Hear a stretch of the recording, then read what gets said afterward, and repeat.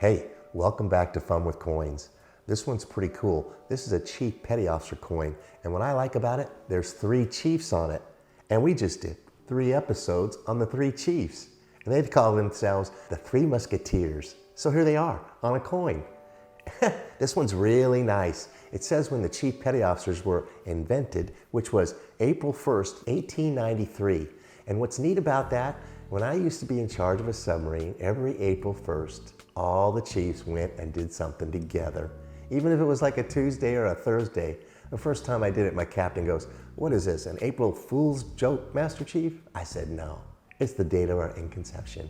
And we're gonna go out and do something as a chief's mess together." It's a beautiful coin. Stay tuned, 2 more cool ones.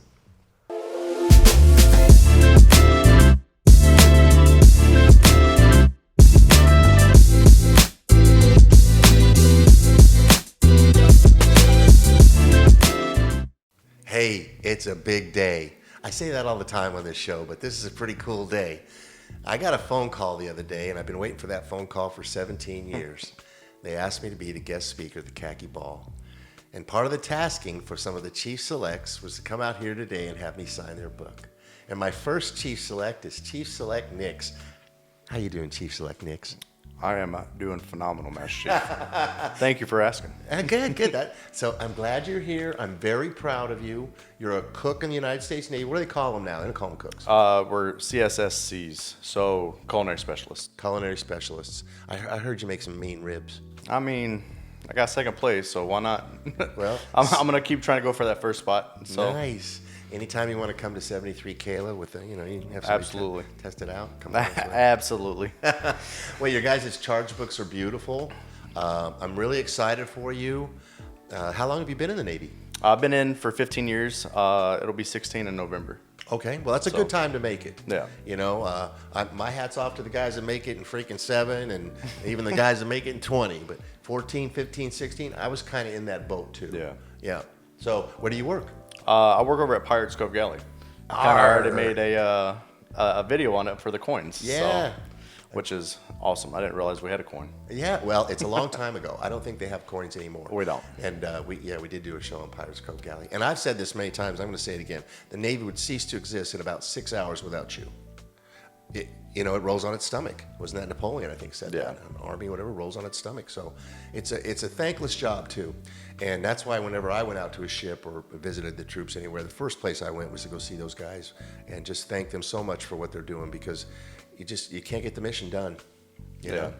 It is quite the thankless job, but as leaders, when you get to the LPO, the chief side, you always have to ensure that your junior cooks always understand they're doing a hell of a job. No, I totally agree, and I'm glad you're instilling that in them. Yeah. Because you just don't get told thanks enough, and I just love them to death, and I like spending time with them down there.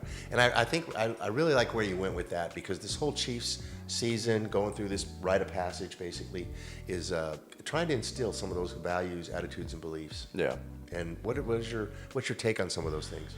Not to divulge too much. Sure. Top secret. We're learning a lot when it comes to more leadership style, right? So understanding how we need to tailor specific trainings, how we need to be able to talk to sailors, how we need to adjust to how we're teaching them. And I think there's a lot that, sure, as LPOs, we could try to learn a little bit, but it goes way in more depth. And it's just definitely some good lessons that we're learning on that. I do like how you said that. I like how you went deep, how you thought about what you're talking about. It sounds like you're taking what they're being taught, and you're actually saying, okay, I can see where that would work for that particular personality, because I think that's what you're trying to do. 100%. Yeah, that's nice. Very good. Adjust yourself to your sailor. So perfect. And you know what? They'll walk through water for you. You just got to inspire them. Yeah. I think a lot of it hinges on inspiration, and I talk quite a bit on some of my leadership tips on inspiration. You guys inspire me today. It was great to walk out my door and see three guys that, picking up the mantle, man. You're leading the way. Yeah. And I'm just super happy to see. Got any questions for me? I got some somewhat deep questions. Okay. So what was your hardest moment as the 5th Fleet Master Chief? Oh, well, That's a really good question, and I'm going to tell you what it was. I was at work one day, and this guy came up and said, "Hey, Master Chief, did you hear about the Master Chief?" And I went, "No, I didn't hear about the Master Chief, but if it's any big deal, it'll get to me. But there's a lot of people between me and some Master Chief on the base, so I wasn't really too concerned about it." And then I got a call from the Chief of Staff a few minutes later. He said, "Master Chief, you got a minute?" I said, "Sure." He goes, "The Command Master Chief of the blah, blah, blah had a few too many Coca-Colas, and he punched a sailor. Oh, no. And she's hurt. She's hurt." I'm like, okay, now it's my bailiwick. So I call up the ship to see the captain. I go down to the ship. My driver takes me down there. I go see the captain. I said, "Hey, what's the plan?" And he goes, "This is the greatest Command Master Chief we ever had in our lives." And I looked at him and I said, "So there's no plan?" He goes, "We're keeping him." And this is the one and only time I said this. I said, "You do know who I work for, right?" He goes, "I do." And I left the ship. And then the next day, I called him up again, but I wanted to see him. And I went down to see him, and I looked at him. He goes, "I walk the deck plates. I talk about honor, courage, and commitment, and doing the job, and all this." I go, "Well, you know what? We got a win-win. You need to go and prove it." And I went back to my office, and he submitted his letter of resignation. And I told the Admiral, I said, "Hey, he's resigned. That's it." He goes, "What are they going to do?" I said, "Well, they're leaving here. They're going to Rhoda. They're going to get him off there and send him to treatment because he's got a problem." And the Admiral goes, "Oh, no, they're not. They're going to leave our area of jurisdiction and keep him."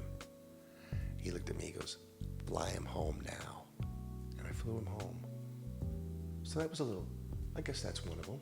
It's a good little story, huh? Okay. That's, wow. That's a nice can one you of those opened up kinda- there, Nick. Great job on opening that can. I haven't told that story in 20 years. All right. Well, I'm glad we got it out. I'm glad we got it out. Very good. What questions do you have for me? What is your plans? I mean, you've made, now let me tell you, making chief, that's the gig. Yeah. That's like making commander, that's the gig. So you made chief. What's the next step? My next step, obviously, I'm going to focus on becoming the best chief that I can be. And then I want to put on star. And then I want to retire out. Nice. So I want to give you some warning about the star. Okay. You know how you when you're going to put these anchors on, right? It's no big deal. When you get the senior chief star, it pokes your finger every time. Yeah. But here's the good news. When you get two of them, it doesn't poke it at all. you know what? I could try to aim for a match. There you We'll go. see what happens. There you go, How about that? shipmate. Well, I got two of your other brothers to talk to, and I really enjoyed you today. Thank you for coming out. Thank you for having me. And I can't wait to see you guys at the Khaki Ball. All right. Thank you. You're good.